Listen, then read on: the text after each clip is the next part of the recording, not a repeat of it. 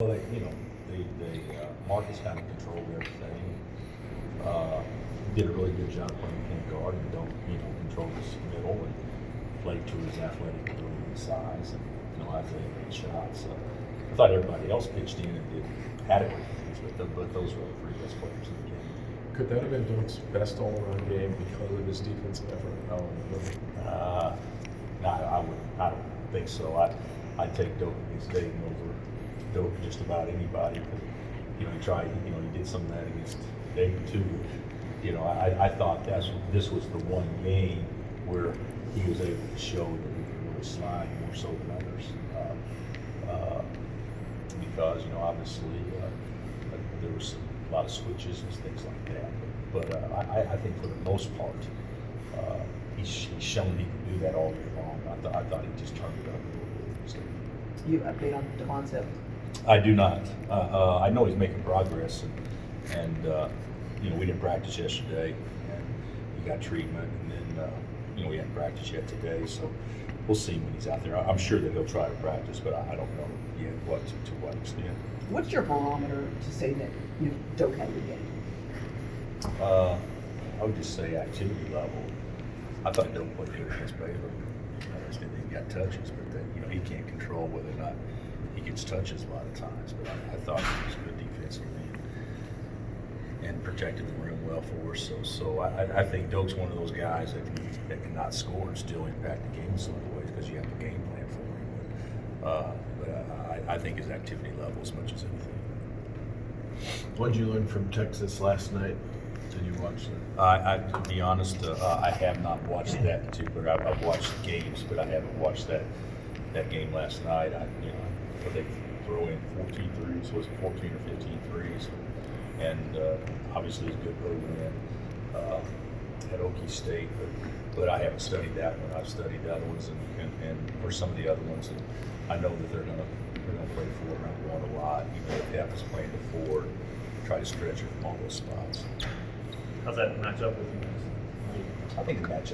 Well, we better be comfortable matching it that way because that's how everybody's going to play for the most part. There's some teams already, UB1, where you don't play at the post win at all, and Tech, look at Tech, they don't a lot, and there's other teams that TCU will obviously, West Virginia will, so we kind of have a balance of guys that'll play two bigs, and I still think the vast majority will just play one. So we got to be ready. We got to be ready for that. I think it's an okay matchup for us either way. What do you think about Isaiah's role for your team moving forward?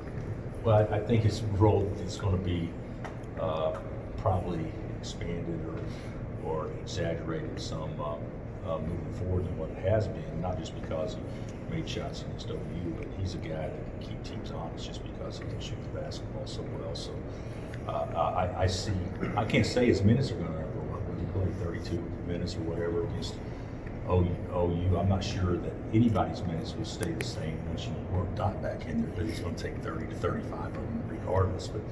But I see him playing starters minutes for us. Why do you think it is that your team? And I didn't say starters minutes. So because, and to me, starters minutes would be in that 25, 28 type range. Why do you think it is that you've had to tell Isaiah and your team has had to tell him to shoot the ball? Well, we've had issues like that with a lot of our guys. I think that first of all, I don't think that he's selfish at all. I think he's too nice. Kind of like OJ, they both drive me nuts.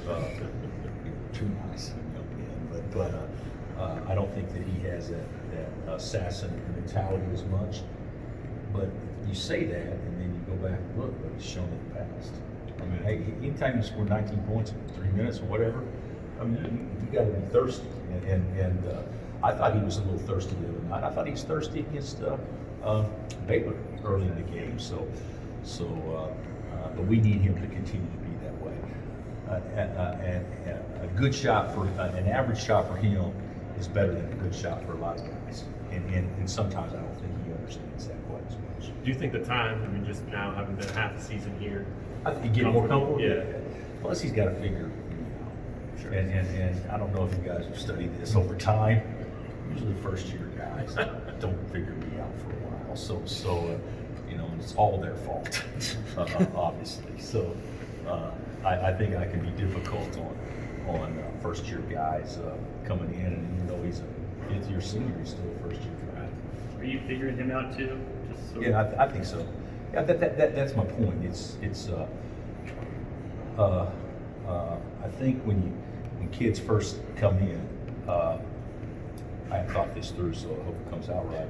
You kind of paint it with a broad brush until you really get to know them, and then you can start really being more detailed after you get to know them, because you can't go into a situation and try to be very detailed if you don't know them yet. So what really motivates him? Where is he most comfortable? What area of the floor?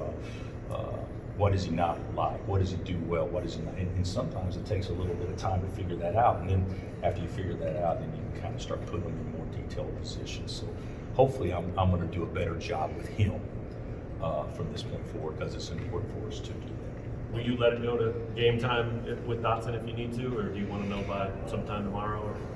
I don't know.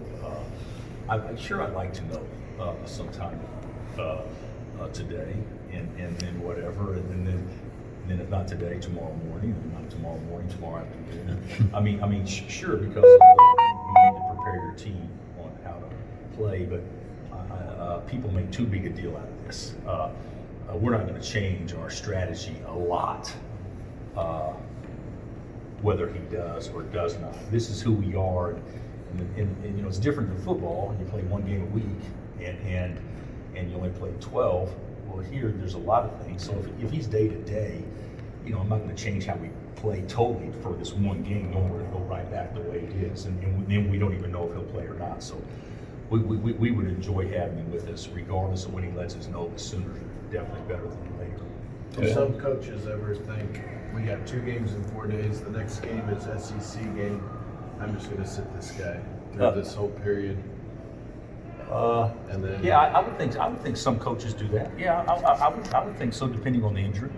I don't believe this is one of those injuries, but I think that if a guy's got a high ankle sprain, for instance, like Marcus last year, man, we can just get through getting to next week.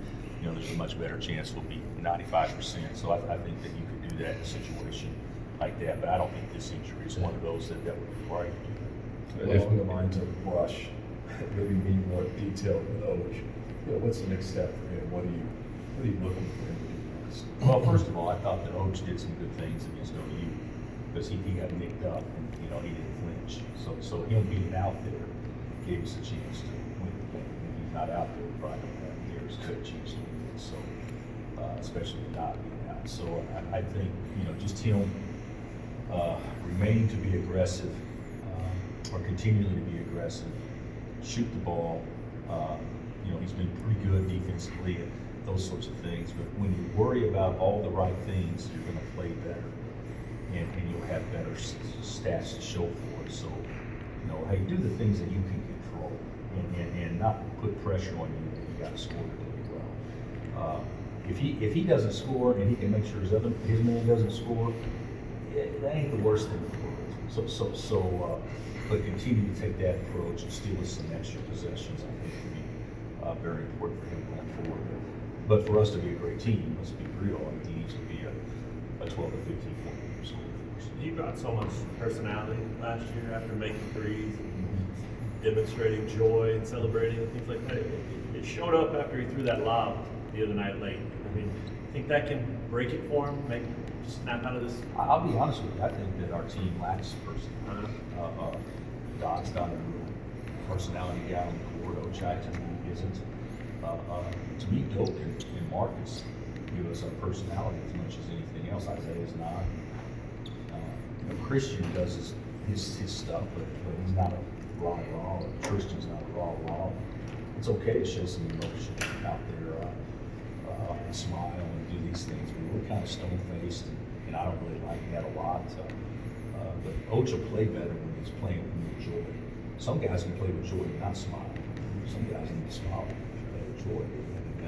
I think Coach is one of those guys that